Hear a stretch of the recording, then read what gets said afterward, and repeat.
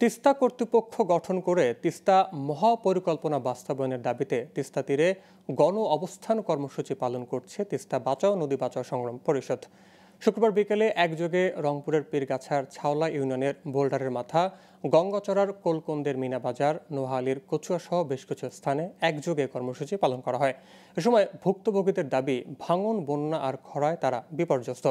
জীবন ও জীবিকা বাঁচাতে তিস্তা মহাপরিকল্পনা বাস্তবায়ন জরুরি। আয়োজকরা বলেন, চীন সফর শেষে প্রধানমন্ত্রীর সংবাদ সম্মেলনের দিকেই এখন তাদের নজর। তিস্তা মহাপরিকল্পনা বাস্তবায়ন না হলে আরও কঠোর কর্মসূচির ঘোষণা দেওয়া হবে বলে জানান তারা। মানুষ যখন একটা স্বস্তি পাবে, এলাকায় বন্যা হবে না, বাঁধ ভাঙবে না, বাঁধ হবে, আর মহাপরিকল্পনা বাস্তব হলে তো মানুষের কষ্ট থাকবে না। তা সেটার সাথে একতা ঘোষণা করবো না, কারণ আমি জনগণের ভোটে চেয়ারম্যান। আমি যতই রাজনৈতিক দল করি, আমিও সরকারের প্রতি আহ্বান জানাই, মাননীয় প্রধানমন্ত্রীকে আমার করজোড়ে মিনতি, উনি এটা বাস্তবায়ন করুক। আমাদের কথা হচ্ছে কারিগরি টিম পাঠার নামে তিস্তা চুক্তির মতো এটাকে ঝুলিয়ে রাখা যাবে না।